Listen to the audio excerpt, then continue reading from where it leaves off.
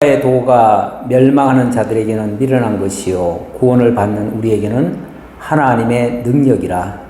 기록된 바 내가 지혜 있는 자들의 지혜를 멸하고 총명 있는 자들의 총명을 폐하리라 하였으니 지혜 있는 자가 어디 있느냐, 선비가 어디 있느냐, 이 세대의 변론가가 어디 있느냐. 하나님께서 이 세상의 지혜를 미련하게 하신 것이 아니냐. 하나님의 지혜에 있어서는 이 세상이 자기 지혜로 하나님을 알지 못하므로 하나님께서 전도에 미련한 것으로 믿는 자들을 구원하시기를 기뻐하셨도다. 아멘. 1장부터 10장까지가 계속해서 여러 가지 문제점들을 지금, 이제 주로 6장까지였죠. 제가 6장까지라고 얘기했던 것 같은데, 뭐, 사실은 고린도전서가 전부 다 문제투성이에요. 문제투성인데, 문제점들을 이제부터 하나씩 열거할 건데, 그 문제의 가장 근원이 어디 있느냐, 일단은 너희가 마음이 하나가 안 돼서 서로 분쟁하고 있다. 자, 그 얘기를 먼저 해놓고는 이러한 근본 원인은 지혜가 부족하다. 지혜의 부족에 대해서 이야기를 하고 있습니다. 일단 지혜를 한번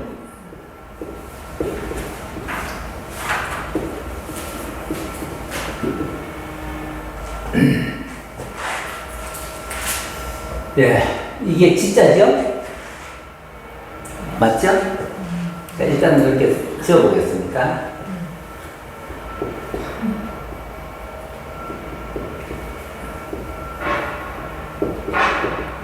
여기 이제 지혜. 원래는 요 밑에 일자가 붙어요. 일자. 붙는데, 원뜻은 요거 날일자가 없는 상태래요. 제가 이제 좀 찾아보니까 그래요. 지혜가 뭐냐를 찾아보니까. 이 지자가, 요거는 요렇게만 보면 알지자라고 그래요. 알지자고, 요렇게 보면 지혜지자라고 그래요. 근데 요 안다는 게 뭐냐면, 입을 벌려서, 말하는 거래요. 그러니까, 말 잘하는 사람 보면, 저 사람 말쟁이다. 그렇게 얘기할 수도 있지만, 그건 나쁘게 표현할 때 그렇고, 일단은 말을 잘한다고 하는 것은 뭔가를 많이 알고 있다는 뜻이에요. 뭐 말을 많이 알고 있으니까 말을 많이 하겠죠. 아니면은 많이 아는 체를 할 수도 있고, 어쨌든 알지 못하고는 말을 못 하잖아요. 그래서 막 말로 입을 벌려서 말을 많이 떠들어서 뭔가 자기 안에 있는 거를 다 끄집어내기는 하는데, 그러나 그게 진짜 백인가? 그게 진짜 맞는 말인가? 옳은가?는 둘째 문제예요. 그게 옳지 않을 수도 있어요. 근데 옳으려면은 거기에 여기 날일자인데, 이 날일자가 뭐냐면은 여기에 태양을 가리키거든요. 태양이 하루 지면은 그게 날일자가 되거든요. 날일자 다시요. 중간에 두 개에서 눈목자가 되는 거예요. 날일자 요거에 하나. 날이라는 게 이게 태양을 얘기하거든요. 태양이 비춰지면, 태양이라는 게 이게 밝음이잖아요. 밝음이 비춰졌을 때 제대로 안다는 거죠. 태양이 비춰지지 않으면 아는 것 같지만 어둠 속에서의 알미니까 제대로 알미 아닌 거죠. 그러니까 이 지혜지자라고 하는 것은 제대로 아는 걸 얘기하는 거죠. 그냥 뭐 지가 안다고 막 떠들어대는 게 아니고, 말만 많이 한다고 해서 진짜 아는 게 아니고, 제대로 뭔가 조명을 받아가지고 확실하게 밝히 아는 것. 그게 이제 지혜라는 거죠. 그게 지혜지자의 그 뜻이라는 거죠. 우리 이제 성경상으로 말하자면, 성경에서도 이 세상에 많은 사람들이 다 똑똑하다고 저마다 그러잖아요. 이 세상에 나는 참 미련해요. 나는 참 어리석어요. 나는 참 아무것도 몰라요. 이런 사람이 많나요? 뭐든지 다 안다고 생각하는 사람이 많나요? 다 안다고 생각하는 사람이 더 많지요. 오만 가지를 다 하는 사람들이 많아요. 예. 그런데 제대로 진짜 알고 있는가를 확인해 보면 사실은 아무것도 몰라. 아무것도 모르는 이유는 근원을 몰라서 그래요. 근원을. 이 우주가 어떻게 생성됐는지 그걸 모르니까 그냥 저절로 생겼대요. 저절로. 저절로라고 하는 거는 아무 근거가 없잖아요. 뭐든지 다 저절로 있었다? 뭐 자연, 그러면 자연이란 말도 원래 그냥 스스로 그러하다라는 말인데 그것도 저절로 생겼다는 얘기예요. 뭐든지 이 세상에 모든 게 다 저절로 생겼대요. 그러면 제대로 아는 건가요? 모르는 거죠. 뭐 현상을 가지고 얘기는 하는데 제대로 아는 게 아니에요.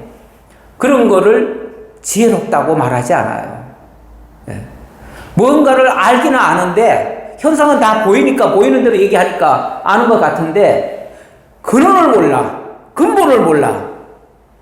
근본이 없는 알면 진짜 알미 아니고 껍데기 보는 거예요. 껍데기만 아는 거예요. 그런 사람은 근원적인 것에 비춰보면 어리석은 거예요. 그런데 반대로 현상적인 거는 좀 잘 몰라요. 세상에서 배운 거는 좀 부족해요. 여러 가지 뭐 제대로 아는 게 없는 것 같아요. 그런데 이 만유의 근원을 알아버려. 근원이신 하나님을 알아버려. 그러면은 이 사람은 다른 건 좀 잘 몰라도 근본을 알아. 근본을 아니까 다른 것들은 이제 배워가면서 알게 되는 거예요. 점점. 이런 사람은 나름대로 지혜롭다고 할 수가 있어요. 그러니까 진짜 지혜는, 성경에서 말하는 지혜는 근본을 아느냐, 근원을 아느냐, 만유의 근원을 아느냐. 그 만유 근원이라는 건 뭐 딴 거 아니잖아요. 하나님에 대한 것을 아느냐. 근데 이 하나님을 안다고 하는 것은 우리가 또 지식으로 알 수 있는 게 아니잖아요. 이거 배워서 아는 게 아니잖아요, 또. 세상 지혜는 배우면은 어느 정도는 알아요. 근데 하나님에 대해서는 아무리 배워도 모르는 게 또 이게 하나님을 알아가는 일이에요. 여기에는 인간의 어떤 한계가 있어요. 인간이라는 존재가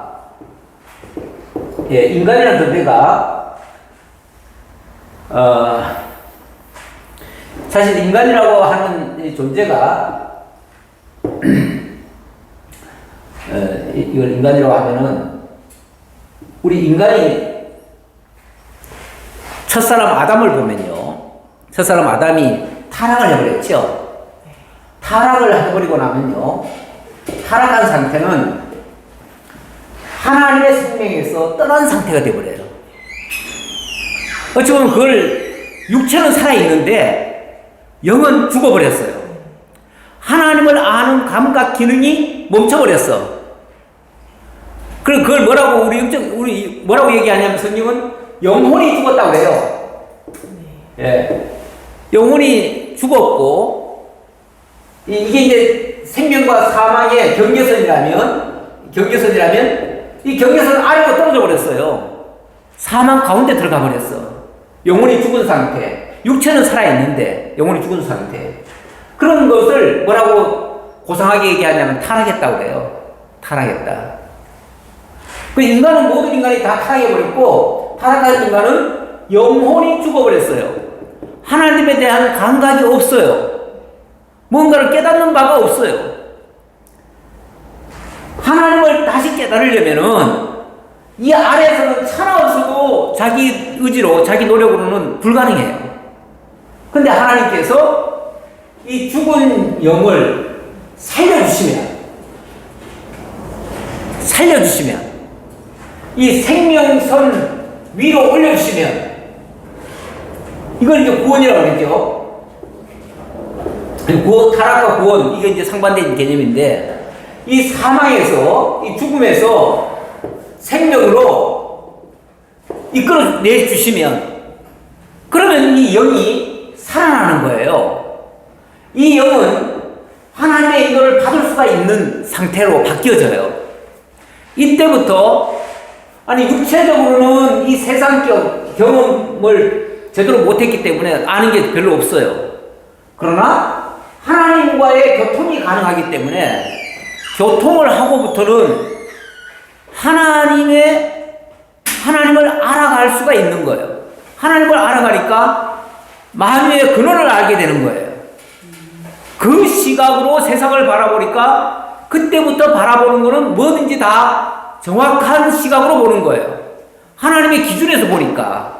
이게 사람의 기준에서 보면 알아가는 한계가 있는데 하나님의 기준에서 보면 모든 것을 알아가게 되는 거예요. 그때에 참 지혜자가 된다는 말이죠.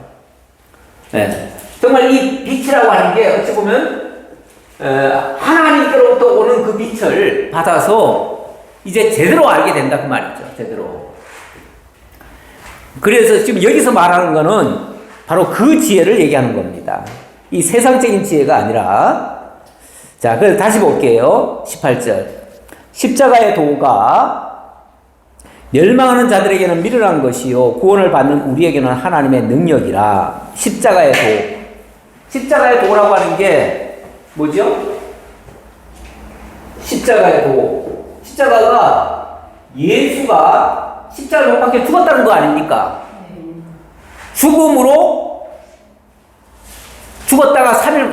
끝나는 게 아니라 죽었다가 3일 만에 부활하신 사건인데 그 사건이 당신 스스로 그냥 무슨 일을 하려고 한 게 아니라 우리를 구속하기 위하여 대속의 죽음을 죽으시고 그리고 살아나심으로 말미암아 죽었던 우리들을 이끌어내는 그 역사란 말이에요.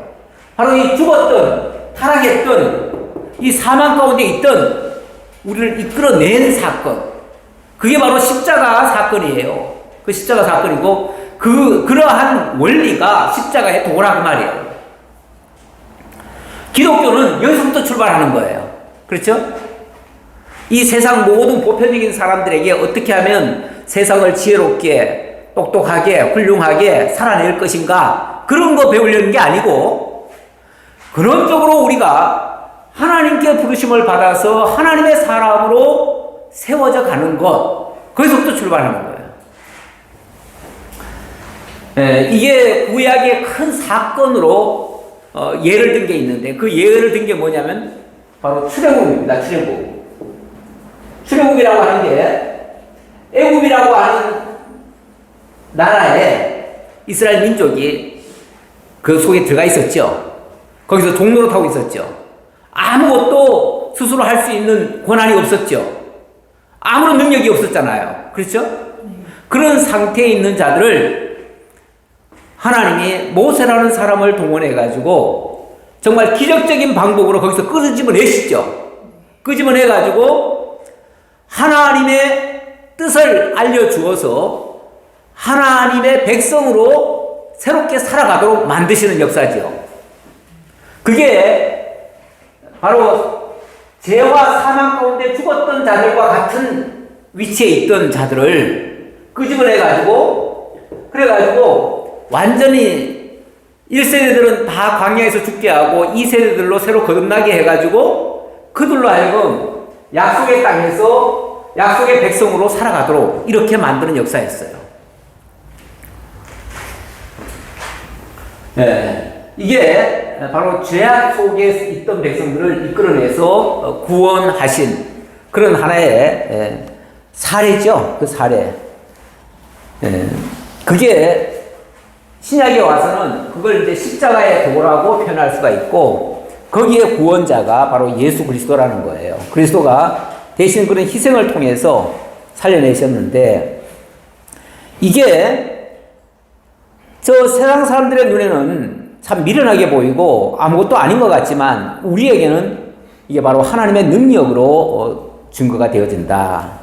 기록된 바 내가 지혜 있는 자들의 지혜를 멸하고 총명한 자들의 총명을 폐하리라. 여기 지혜는 세상에 지혜롭다고 하는 자들, 그걸 얘기하는 거죠. 세상에 지혜롭다고 하는 자들, 그들을 하나님께서 다 폐할 것이다. 그러면서 지혜 있는 자가 어디 있느냐? 이 세상 가운데서 진짜 제대로 아는 자가 어디 있느냐? 선비가 어디 있느냐? 이 세대 변론가가 어디 있느냐? 세상에 많지요. 세상에 많기는 많은데 진짜 배기가 어디 있느냐 그 말이죠. 세상에 똑똑하다는 사람 얼마나 많습니까? 세상에 훌륭하다는 사람 얼마나 많아요. 그런데 그런 사람이 제대로 하나님을 아는 사람은 별로 없어요. 하나님의 지혜에 있어서는 이 세상이 자기 지혜로 하나님을 알지 못하므로, 자, 보세요. 하나님의 지혜에 있어서는, 그러니까 하나님을 안다고 하는 모든 지식의 근원, 만유의 근원이신 그 하나님을 알지 못하면 실제로 아는 게 아닌데, 이 세상 지혜를 가지고 하나님을 알아내는 자들이 어디 있느냐 그 말이죠. 원래 그 종교라고 하는 게 모든 종교가 참 것을 찾아가는 거예요. 참 것을 찾아가는 것이 참것 찾는 게 종교의 본질이에요. 그런데 세상 지혜 가지고 세상 능력 가지고 아무리 참것을 찾아도 참에 이르질 못해요. 그리고 뭔가를 나름대로 만들었다고 하는데 그 만들어 가지고 이게 진짜인가 보다 했는데 그거는 하나의 우상밖에 안 돼요. 그러니까 세상 것으로 세상 지혜로 만들어 놓은 것들은 전부 다 우상이에요. 진짜 하나님은 만날 수가 없어요. 진짜 하나님을 만날 수 있는 것은 이 죽었던 영이 살아나야만 비로소 눈을 뜨고 하나님을 발견할 수가 있어요. 그러기 전까지는 안 돼요. 천하 없어도. 그래서 하나님의 역사가 아니고서는 불가능하다. 그 소리고. 자, 이렇게 진짜 하나님을 만나게 하는 것이 바로 십자가의 도다. 이제 그런 의미예요. 이 세상이 자기 지혜로 하나님을 알지 못하므로 하나님께서 전도에 미련한 것으로 믿는 자들을 구원하시기를 기뻐하셨도다. 그래서 필요한 것이 바로 구원자가 필요하고요. 구원자, 바로 예수가 필요하고 그 예수가 십자가라고 하는 이 죽음이라고 하는 과정을 거쳐서 우리를 살려내는 이 과정이 필요하다. 이 과정 없이는 천하 없는 인간도 하나님을 발견할 수가 없다. 그 얘기예요. 근데 이렇게 하기 위해서 유대인은 표적을 구하고 헬라인은 지혜를 찾으나 유대인들은 표적을 구했다.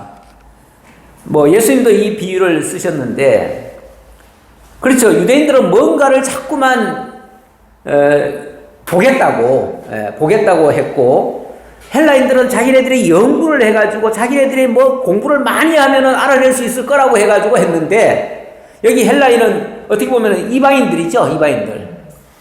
유대인들은 뭔가 증거를 보여달라고 이제 증거를 찾겠다고 이제 애를 썼고, 이방인들은 자기네들이 연구를 해가지고 뭘 하겠다고 했는데, 결국은 다 안 됐다. 이것도 안 되고 저것도 안 된다. 다른 방법은 없다. 그 얘기예요.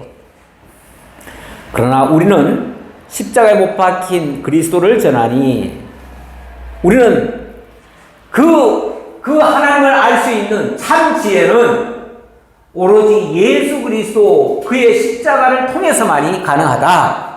이 얘기를 하니까 유대인들이 봤을 때는 그건 참 미련해 보인다. 그 말이죠. 예. 그렇게 얘기를 하니까 유대인에게는 꺼리는 것이요, 이방인에게는 미련한 것이로되. 그렇죠. 세상적인 자기 머리로는 생각이 그렇게가 이해가 안 되죠. 안 되니까 미련하게 보이고, 그리고 죽어야 산다고 하니까 유대인들 입장에서는 살자고 하는 일이지 왜 죽자고 얘기하냐고 이렇게 얘기하는 거죠. 그러니까 그런 것들이 꺼려진다 그 말이죠.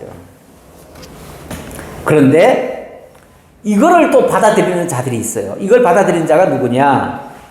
오직 부르심을 받은 자들에게는 유대인이나 헬라인이나 그리스도는 하나님의 능력이요 하나님의 지혜니라. 부르심을 받은 자들. 그러니까 유대인이라고 구원받고 헬라인이라고 구원받는 게 아니라 막말로 표적을 봐서 구원받는 것도 아니고 자기 연구해서 구원받는 것도 아니고 하나님의 부르심을 받은 자만이 구원을 받는다.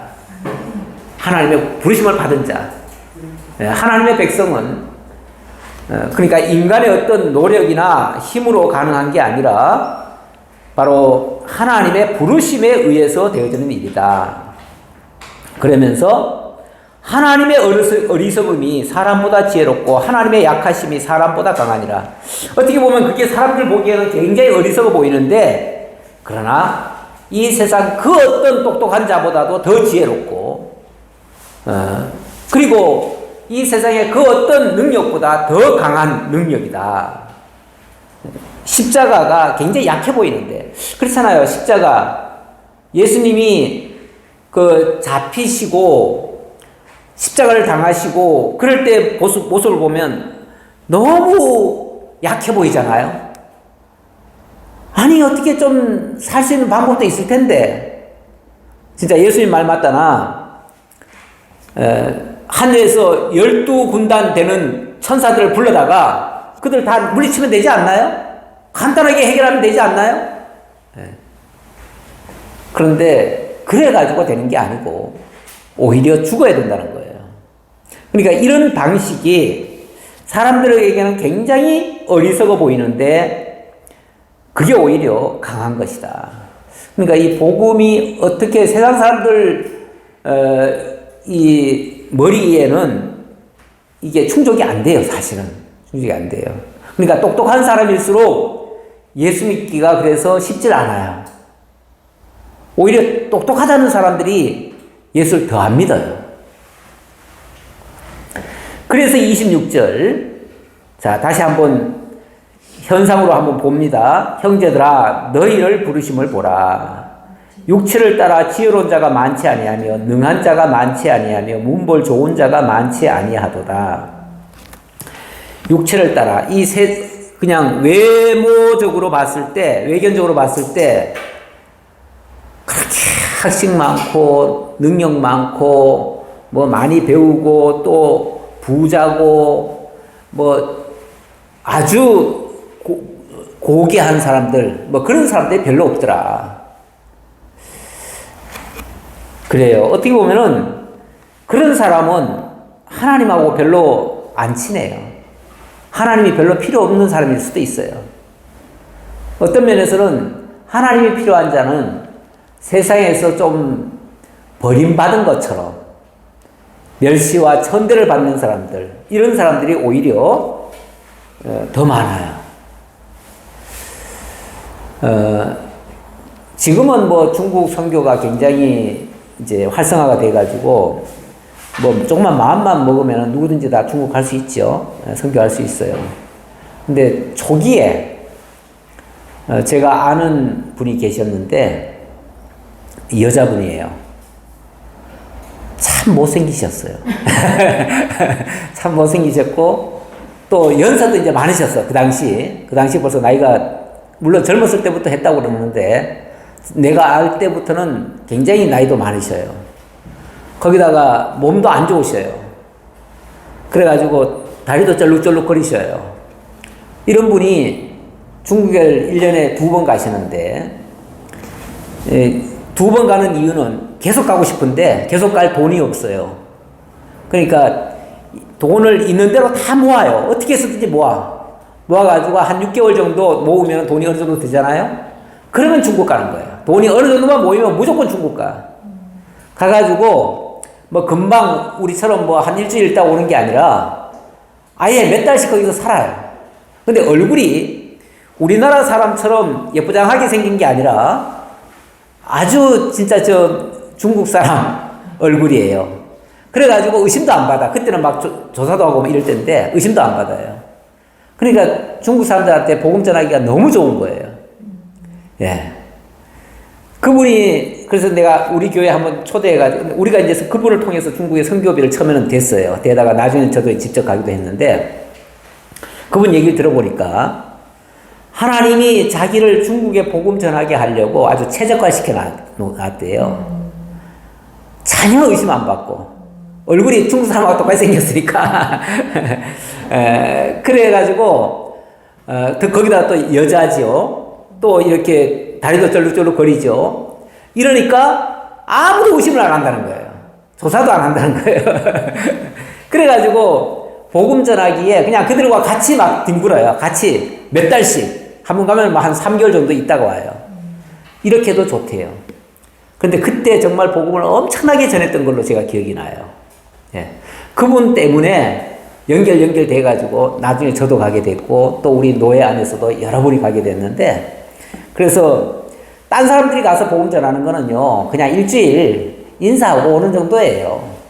그분은 그들과 함께 지내면서 그냥 함께 전해요. 그러니까 제대로 복음이 전해지는 거예요.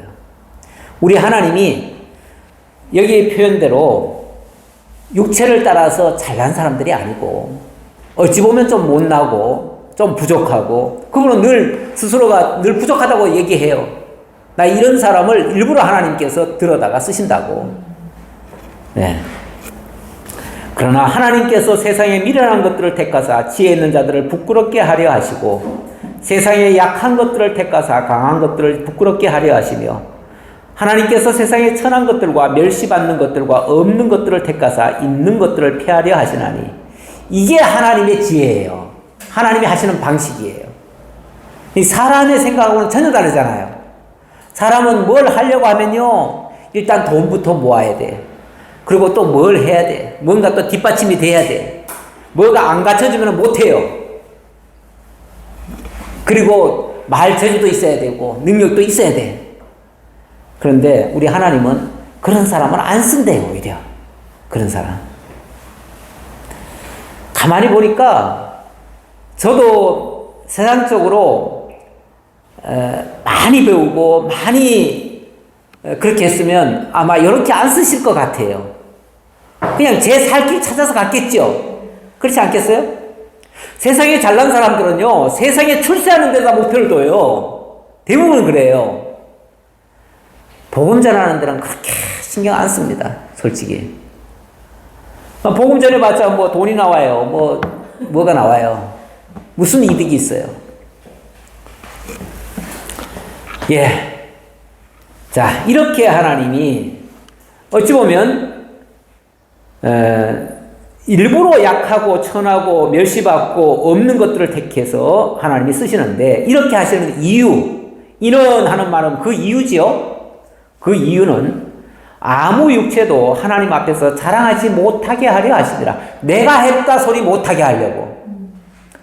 하나님이 쓰시는 도구로 우리가 쓰여지는 거지 우리가 무슨 주체적으로 한 것처럼 그렇게 말 못하게 하려고 우리 하나님께서 일부러 약한 자들에다가 쓰셨다는 거예요. 그러니까 너무 잘난 자들은 회개하셔야 돼.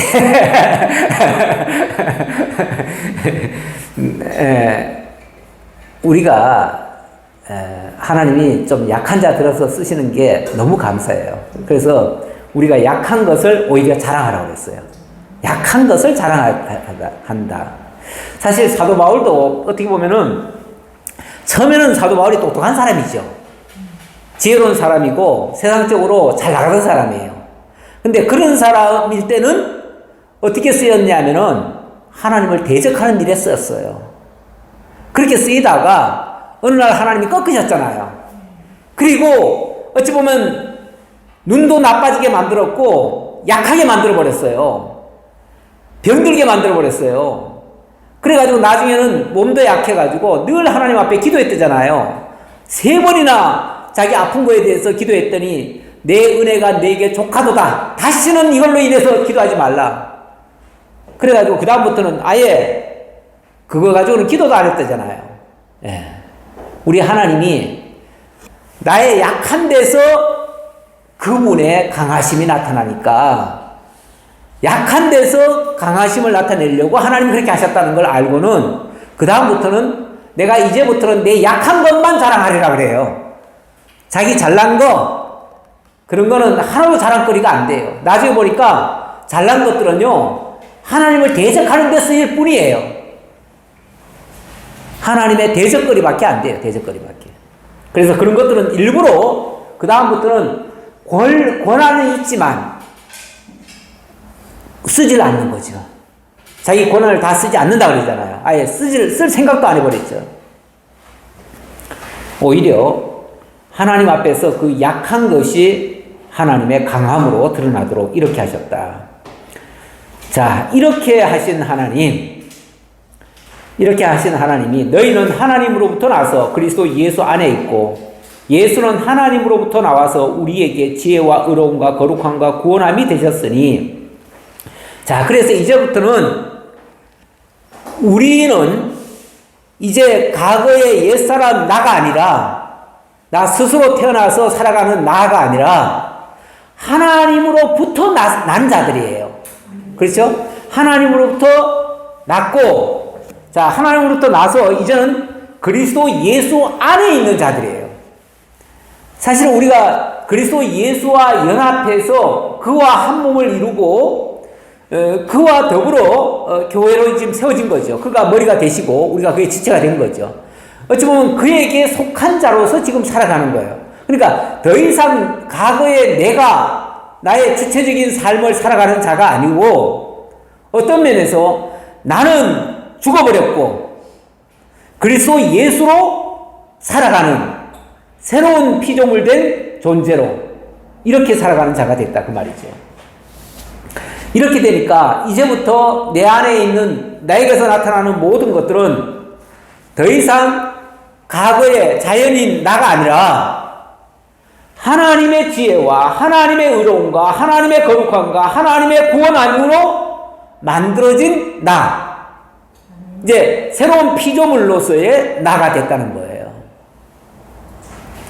그렇기 때문에 이제부터 나타나는 모든 나의 것들은 내 것이 아니에요.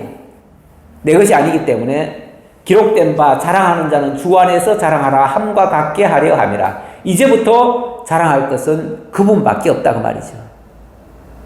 그래서 무슨 일을 하든지 내가 했다 소리 못하게 하고 그분이 하셨습니다. 주님께서 하셨습니다. 이렇게 말하도록 하셨다는 거죠.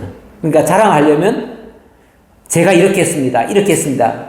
내가 뭐 구원을 몇 사람을 구원했습니다. 몇만 명을 구원했습니다. 이런 소리 하지 말고, 어떻게 내가 했습니까? 하나님이 나를 쓰셨습니다. 나는 도구였습니다. 그분이 놓으시면 나는 아무것도 아닙니다. 그분이 붙드시면 모든 것을 다 할 수 있습니다. 그분이 하셨습니다. 이렇게 말할 수밖에 없는 거죠. 그래서 내가 했다 소리 못하게 하고 그분이 하셨다라고 얘기한다면, 이러면은 솔직히 다 그분이 하셨다라고 얘기하면 분쟁이 있을까요? 앞에서 분쟁이 왜 일어났어요? 네. 다 자기가 잘났다고 생각하는 거 아닙니까? 나는 누구에게 배웠기 때문에 내가 정통이야. 내 말이 맞아. 너는 누구한테 갔지? 너는 아니야. 이런 식으로 내가 더 똑똑해. 우리 선생이 더 훌륭해. 이래가지고 파당이 나는 거 아닙니까? 다 자기 옳다는 주장에서 파당이 나는 거 아니냐 그 말이죠. 사실 하나님이 하셨다고 하면 파당이 어떻게 나뉠 수가 있습니까? 나뉠 수가 없죠. 오히려 나는 그 안에서 아무것도 아닌 존재가 되는 거죠. 자, 2장으로 넘어갑시다. 네, 2장은 계속해서 지혜 없음에 대한 이야기인데요. 2장 1절 5절, 전도는 사람의 지혜가 아닌 하나님의 능력에 있음을 소개하는 내용입니다. 계속 이어지는 말이에요. 형제들아, 내가 너희에게 나아가 하나님의 증거를 전할 때에 말과 지혜의 아름다운 것으로 하였나니, 말과 지혜의 아름다운 것으로 하였나니. 자, 일단은 뭐 어쨌든 복음을 전하는데 말로 전하지요. 전하는데 자기의 것으로 전한다는 게 아니고 하나님의 증거를 전할 때 이렇게 얘기를 하네요. 내가 너희 중에서 예수 그리스도와 그가 십자가에 못 박히신 것 외에는 아무것도 알지 아니하기로 작정하였습니다. 아까 이 지자를 내가 설명할 때 자기가 아는 지식을 얘기하는 게 아니라 비춰주신 지식, 하나님이 알게 하신 것, 이게 참 지혜라는 얘기인데, 그것만으로 전하기로 작정을 했다. 내가 아는 지식을 전하는 게 아니라 하나님이 비춰주신 것, 그것만을 전하기로 작정했다. 내가 너희 가운데 거할 때 약하고 두려워하며 심히 떨었노라. 어찌 보면 이 떨었다는 게 뭐 자신감이 없어서나 또 자기 능력이 부족하거나 뭐 이런 차원보다도 정말 바르게 하나님의 것만을 전해야 되는데 어쩌다 보면은 자기 말이 나올 수도 있잖아요. 자기 생각이 나올 수도 있고 자기 주장이 나올 수도 있잖아요. 사실 이게 두렵다는 거죠. 아니 하나님의 말씀 제대로 전하면 왜 뭐가 두렵겠어요. 그렇죠? 그런데 내게 나올까봐 우리가 말이 많으면요. 저도 이제 나이가 들어서 그런가 말이 많더라고요. 내가 그거를 나는 그렇지 않은 줄 알았는데 내가 이제 강론을 해놓고 나중에 다시 한번 들어보잖아요. 쓸데없는 말을 내가 많이 했더라고. 이게 나이가 많다는 거는요, 어떤 면에서 자기 경험이 많으니까 경험한 거를 자꾸만 얘기를 해요. 하게 돼요. 나도 이제 늙었다는 뜻이겠죠? 이 자기 경험이 많다는 게 좋을 수도 있지만, 이게 쓸데없이 하나님의 복음 전하는 데는 쓸데없는 말을 많이 할 수도 있어요. 이게 두려운 거야. 지금 바울도 어떻게 보면 자기가 너무 똑똑해요. 솔직히 말하면. 인간적으로 너무 똑똑해요. 배운 게 너무 많아요. 아는 게 너무 많아. 그러니까 하나님의 복음, 십자가의 복음만 전해야 되는데 자기 아는 게 증거될까 봐 겁나는 거야. 이런 의미에서의 겁나는 거예요. 그렇죠? 그래서 사실 나는 간증 이런 거를 별로 안 좋아합니다. 이 간증을 하다 보면 복음의 그 핵심을 얘기하는 게 아니라 자꾸 자기 경험한 거, 자기가 듣고 보고 자기가 아는 그 지식을 다 얘기하는 거예요. 그냥 그걸 자랑 삼아 얘기하는 거예요. 물론 말은 뭐 하나님을 자랑하려고 한다고 하지만 결국은 하나님을 빙자해서 자기를 자랑해요. 사실 이거는 그렇게 나올까봐 겁내야 돼요. 그렇게 나오면 안 돼요. 그러니까 가능하면 그냥 복음 그 핵심만 얘기를 해줘야 맞아요. 사도 바울이 지금 두렵다고 하는 것은 그런 의미에서의 두렵다는 거예요. 내 말과 내 전도함이 설득력 있는 지혜의 말로 하지 아니하고 다만 성령의 나타나심과 능력으로 하여. 보세요. 여기도 자기가 지금 복음을 전하는데 이게 자기 이 말 그리고 설득력 있는 지혜의 말로 하지 아니하고 사람을 왜 뭐 설득 화술 배우는 데도 있죠. 화술을 잘 배우면 그래서 목사들은 화술이 좋아야 된다. 뭐 말하는 재주도 배워야 된다. 심지어는 뭐 웅변학원도 다녀야 된다. 뭐 한때는 그렇게도 얘기했던 분들이 있어요. 네. 제대로 말 전달을 제대로 해야 되니까. 정말 상대방에게 정말 가슴을 찌를 듯한 그런 표현을 해야 되니까 그래서 화술을 배워야 된다 그러는데 사도 바울은 그렇게 할까봐 겁난다는 거죠. 자기가 논리적으로 철학적으로 이론적으로 무슨 뭐 수학 가르치듯이 과학 가르치듯이 이렇고 이러니까 이렇다라고 그냥 얘기해버리면 멋진 말 같기는 한데 그게 십자가의 도를 가릴 수도 있다. 하나님이 하신 것을 가리고 자기가 마치 이렇게 하면 된다라고 하는 자기 원리를 자기 기술을 가르치는 꼴이 될 수도 있다. 복음은 그런 걸로 되는 게 아니다. 자, 그 얘기를 하는 거죠. 그러면서 다만 너희 믿음이 사람의 지혜에 있지 아니하고 다만 하나님의 능력에 있게 하려 하였노라. 이렇게 자기는 애를 썼다. 그렇게 해야 교회가 하나로 되어진다. 그 얘기죠. 자꾸 지식으로 가르치기 시작하면 이 지식은 결국은 많이 알면요. 원래 지식은 나중에 보면 그런 말도 하죠. 지식은 사람을 교만하게 한다. 이런 표현도 있고요. 예. 이 사람의 지식이 결국은 많은 변론을 만들어내요. 그렇죠? 아니, 사실 복음 그 본질적인 복음만 전하면요, 논쟁이라는 게 별 필요가 없어요. 논쟁이 일어날 게 없어요. 하나님이 하시는 걸 얘기하는데, 근데 사람이 이렇게 해야 됩니다, 저렇게 해야 된다 하면은요, 아니요, 저렇게 해야지요, 이렇게 해야 된다 그러면 또 다른 얘기가 나온다고요. 네. 이렇게 해가지고 자꾸 논쟁이 일어나고 이렇게 되는데, 이거는 결국은 파당으로 나뉘어지고 이렇게 된다 그 말이죠. 그러나 우리가 온전한 자들 중에서는 지혜를 말하노니 이는 이 세상의 지혜가 아니요 또 이 세상에서 없어질 통치자들의 지혜도 아니요. 이 세상에 뭔가 지식을 가지고 정말 한때 성공을 하고 많은 사람들에게 유익을 끼쳤던 그런 지혜로운 말씀이라 할지라도 그거는요, 그 시대가 지나가면 쓸모없는 지혜일 수도 있어요. 물론 뭐 옛날부터 성인들이 정말 훌륭한 말씀 하셔가지고 지금도 그것을 교훈으로 받아들이고 그렇게 하는 경우도 있기는 합니다만은 세상 지혜라고 하는 것은 절대적인 게 아니에요. 항상 가변적인 거예요. 이런 것들은 결국은 다 없어질 지혜에 불과한 거예요.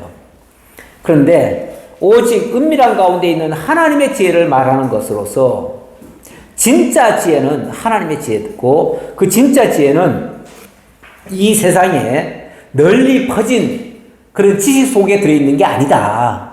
그 얘기예요. 어떤 면에서 하나님의 지혜는요, 좀 감추어져 있는 것들이에요. 그래서 곧 감추어졌던 것인데 하나님이 우리의 영광을 위하여 만세전에 미리 정하신 것이라. 이 하나님의 지혜는 감추어져 있던 것이고 그러다 보니까 세상에 공개는 됐지만 모든 사람이 알 수 있는 지혜는 아닐 수 있어요. 그럼 누가 알 수 있느냐? 하나님의 부르심을 입은 자들만, 하나님의 빛을 받은 자들만 알 수 있는 그런 지혜예요. 이 지혜는 이 세대 통치자들이 한 사람도 알지 못하였나니 만일 알았더라면 영광의 주를 십자가에 못 박지 아니하였으리라. 그렇죠.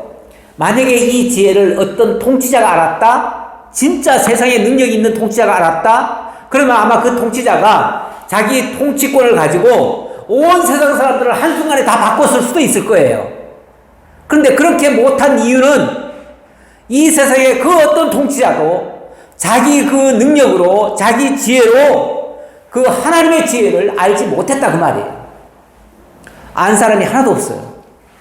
만약에 그걸 알았더라면은 어떻게 예수를 십자가에 못 박아 죽일 수가 있습니까?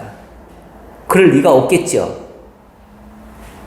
그러니까 그런 일이 만약에 세상에 있었다면 뭐 사실 예수가 오기 전에 다 하나님 믿어버릴 거예요. 아마 다. 지금 가끔 보면은 어떤 나라들, 저 중동의 이슬람권의 나라들은요, 국가적으로 이슬람교를 국교로 만들었죠. 국교로 만들었어요.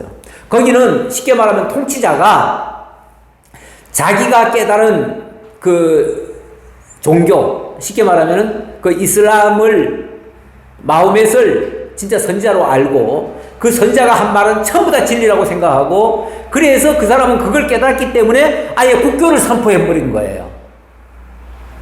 마찬가지죠. 만약에 진짜 하나님을 아는 자가 통치자 중에 있었다면 그 통치자가 모든 백성들한테 그걸 가르쳐 줬었겠죠.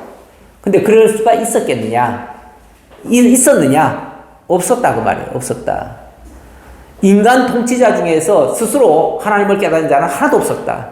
물론 우리 성경에 보니까 뭐 다윗이나 이런 사람들이 하나님의 좀 깨달은 부분이 있었지만 그는 얼마 안 가서 그것도 온전치는 못했어요. 하나님이 붙들어 줄 때만 그랬었고 자기 지혜로 깨달은 게 아니에요. 그것도. 그러니까 여기 표현한 것처럼 이 세대의 통치자들은 한 사람도 제대로 알지 못했다. 하나님의 지혜를 자기 스스로 알지 못했다. 그래서 영광의 주를 십자가에 못 박도록 내버려뒀다 그 말이죠. 기록된 바 하나님이 자기를 사랑하는 자들을 위하여 예비하신 모든 것은 눈으로 보지 못하고 귀로 듣지도 못하고 사람의 마음으로 생각하지도 못하였다 함과 같으니라. 이거는 이제 이사야에 나오는 그 예언의 말씀인데 그렇습니다. 하나님이 자기를 사랑하는 자들을 위하여 예비하신 모든 것은 하나님이 자기를 사랑하는 자들을 위하여 예비하신 모든 것 이거는 사람의 눈으로나 사람의 귀로나 사람의 마음으로 알 수 있는 게 아니었다. 만약에 그랬다면은 그렇게 가능했다면은 다 스스로 하나님 발견해가지고 다 하나님 믿었겠죠. 그런데 그런 일은 없었습니다. 없었어요. 함과 같으니라. 결국 이건 성경대로 됐다. 그 얘기고요. 그런데 거기에 비해서 오직 하나님이 성령으로 이것을 우리에게 보이셨으니 성령은 모든 것 곧 하나님의 깊은 것까지도 통달하셨느니라. 이 하나님의 지혜가 아까 어두운 데서 빛이 비치리라 하시는 말씀처럼 어두운 데 속했던 거다 그 말이죠. 어두운 데 있었고 그 어둠이라고 하는 것은 모든 사람의 눈을 띄워주기 전까지는 아무도 몰랐다. 네. 하나님이 빛을 비춰주시면 그제서야 알고 눈을 떠가지고 그 지혜를 받아들이는 거예요. 그런데 이걸 아시는 분은 우리 주 성령밖에 없어요. 다시 말하면 성령이 우리를 거듭나게 해주어야만 가능하다. 그 얘기예요. 사람의 일을 사람의 속에 있는 영 외에 누가 알리요? 우리 한 사람, 왜 사람 그런 얘기 하잖아요. 우물 속 열길은 알아도 사람 마음 속 깊이는 알지 못한다. 사람의 마음도 알 수가 없어요. 하물며 하나님에 대해서는 뭐 영이신 분인데 사람이 감히 측량을 할 수가 없어요. 사람이 절대 알 수가 없어요. 사람은 보이는 것 외에는 모릅니다. 그런데 보이는 것밖에는 모르는 인간들이 마치 천하를 다 아는 것처럼 큰 소리를 뻥뻥 치고 있어요. 그게 어리석은 거예요. 어리석다는 것을 아는 자는요, 지혜로운 자예요. 제가 지난주에 말씀드렸나요? 네. 어리석은 것을 내가 어리석다는 사실을 안다면 그 사람은 상당히 똑똑한 사람이고 진짜 지혜로운 사람이에요. 그 사람은 이제 뭔가를 알 수 있는 바탕이 깔린 사람이에요. 그 사람은 이제 배우면 뭐든지 알게 돼요. 그런데 자기가 다 안다고 생각하는 사람은요, 절대 배울 수도 없고 배우려 하지도 않고 그 사람은 진짜 아무것도 모르는 사람이에요. 근데 세상 사람들 가만히 보면 뭐든지 다 아는 것처럼 얘기하잖아요. 근데 그런 사람은 정작 하나님에 대해서 아무것도 모르는 사람들이에요. 하나님 못 만난 사람들이에요. 근데 하나님을 알고 나면 우리가 얼마나 미련하고 어리석고 연약한 존재인가를 알게 돼요. 그래서 하나님을 아는 자는 모든 것을 다 알 수 있는 가능성이 열렸지만 하나님을 모르는 자는 아무것도 알 수 있는 가능성이 없어요. 그 사람은 천하를 다 안다고 해도 결국은 아무것도 모르는 자예요. 근원적으로 하나님 모르면 다 모르는 거예요. 왜? 근원을 모르니까. 근원 모르고 뭘 안다고 할 수 있겠냐고 말이죠. 근데 그 근원이라고 하는 것은 우리가 노력해서 알 수 있는 게 아니라 하나님의 모든 것을 통달하신 그 성령만이 아셔요. 그 성령이 우리의 속사람을 살려내가지고 정말 새 사람을 만들어 줬을 때 비로소 눈이 뜨여요. 이런 걸 뭐라고 표현하냐면 중생한 이성이라고 해요. 원래 이 하나님을, 우리가 뭔가를 아는 이 지각 기능이 이성이에요, 이성인데, 이 이성이, 보통 사람들의 이성이 있잖아요. 그 사람들이 다 자기가 뭔가 듣고 배우고 경험한 걸 가지고 다 안다고 지금 착각하는 거 아니에요. 그런데 이 인간 이성으로는 알 수 있는 게 보이는 거, 듣는 거, 그런 거밖에는 몰라요. 그런데 이 중생한 이성은 성령께서 거듭나게 하는 이성이라고 말이죠.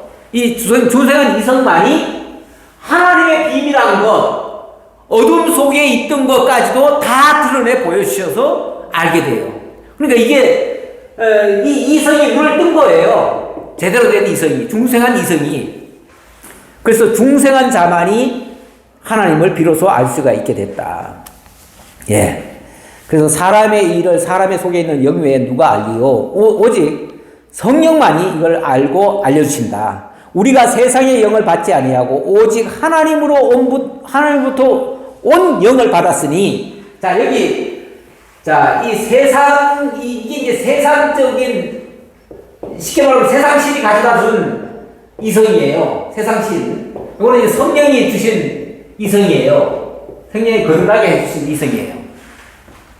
세상신이 가져다 준 이성은, 이거는 우리가 세상의 영을 받지 아니하고 오직 하나님으로부터 온 영을 받았다. 이건 성령 받았다는 말이죠. 이제 과거의 사람들은 다 이 세상신 여기에 속했던 자들이죠. 그랬다가 우리가 이제 성령으로 거듭난 자들이 됐다. 이는 우리로 하여금 하나님께서 우리에게 은혜로 주신 것들을 알게 하려 하심이라. 이제부터 하나님께로부터 오는 그 은혜로운 그 진리를 깨달을 수 있는 그걸 하나님이 우리에게 열어주신 것이다. 그러면서 우리가 이것을 말하거니와 사람의 지혜가 가르친 말로 아니하고 오직 성령에서 가르치신 것으로 하니 영적인 일은 영적인 것으로 분별하느니라. 자, 그래서 이제부터는 우리가 감히 영적인 일까지, 영적인 일이라고 하는 것은 하나님께 속한 일, 그 말이에요. 원래 하나님은 영이시니 그랬죠? 하나님만이 영이에요. 예. 하나님만이 영이시기 때문에 하나님께 속한 것들은 거듭난 자만이 알 수가 있다. 육에 속한 사람은 하나님의 성령의 일들을 받지 아니하나니, 육에 속한 자들, 이들을 가리켜서 뭐라고 그러냐면 육에 속한 자라고 해요. 육에 속한 자, 이들은 영에 속한 자가 되겠죠. 영에 속한 자만이 영적인 일을 알 수 있다. 육에 속한 자들은 육적인 것밖에 모른다. 그 말이죠. 이는 그것들의 그에게는 어리석게 보이며, 이는 그것들이 그에게는 어리석게 보이며, 이 영적인 일을 얘기를 하면 육적인 사람들은 당연히 이게 바보 같은 사람들 아니야? 뭐 어리석은 얘기를 하네? 이렇게 본다 그 말이죠. 십자가의 도도 어리석게 보인다 그 말이죠. 신령한 자는 모든 것을 판단하나 자기는 아무에게도 판단을 받지 아니하느니라. 자, 그러나 이 영적인 일을 아는 자, 영에 속한 자, 이들을 가리켜서 신령한 자라고 얘기했어요. 신령한 자, 이 신령한 자는 이 하나님의 것을 알고 육에 속한 자에게 판단을 받을 자들이 아니다. 육에 속한 자들에 의해서 정죄당하거나 이럴 자들이 아니다. 아니, 물론 세상 사람들은 모르기 때문에 너 뭐 바보 같은 짓 하냐 그러면서 판단을 할 수가 있어요. 그러나 여기에 속한 자는 이미 하나님께로부터 인정받은 자이기 때문에 그들에게 판단받을 이유가 없다. 판단받는다고 하는 건 정죄받는다는 말도 되는데 절대 우리는 정죄받는 일이 아니다. 그것이 누가 주의 마음을 알아서 주를 가르치겠느냐. 그러나 우리가 그리스도의 마음을 가졌느니라. 이제 우리는 그리스도의 마음을 가진 자, 그리스도의 사람이 됐다. 이제는 더 이상 육에 속한 자가 아니고 세상에 속한 그냥 자연인이라 일컬어지는 그런 존재가 아니고 이제 우리는 하나님께 속한 자고 하나님의 나라를 유업받은 자고 하나님의 일을 아는 자들이고 하나님의 뜻을 깨달은 자들이고 이런 자들이다. 그러니까 우리가 이제 그렇게 깨닫고 하는 일은 세상 사람들에게 판단받고 정죄받을 일들이 아니다. 그 얘기죠. 이제 자신감 있게 힘차게 우리 하나님이 깨닫게 해주신 대로 우리가 살아가면 되는데 물론 뭐 그것이 뭐 건덕 차원이나 이렇게 하면은 그런데 걸리면 안 되겠죠. 세상 법을 뭐 거스려가면서 우리가 하나님의 백성이니까 세상 법은 무시하고 살아도 된다 이런 차원은 아니고요. 다 하나님께서 이끌어 주시는 대로 살면은 그게 참 지혜롭게 사는 일이다. 그 정도로만 이해하면 되겠습니다. 더 구체적인 것은 앞으로 계속 나올 거니까 지금은 원리적인 얘기를 하고 있는 중이에요. 구체적인 얘기는 가면 갈수록 아마 더 나올 거예요. 그런데 이런 원리에 의해서 판단하면 된다. 그렇게 말씀드리겠습니다. 감사합니다. 하나님, 오늘도 주님께서 저희를 붙들어 주셔서 고린도전서 1, 2장을 통해서 참 지혜자가 어떤 자인지를 다시 한번 깨달았습니다. 세상적인 지혜로 살아가는 자들이 아니라 위로부터 주신 거듭난 영으로 하나님을 바르게 깨달아 알고 하나님의 뜻을 따라 기쁘게 살아가는 저희 모두가 되게 하옵소서. 한 주간 동안도 지켜주시기를 간절히 바라옵고 예수님 이름으로 기도합나이다. 아멘.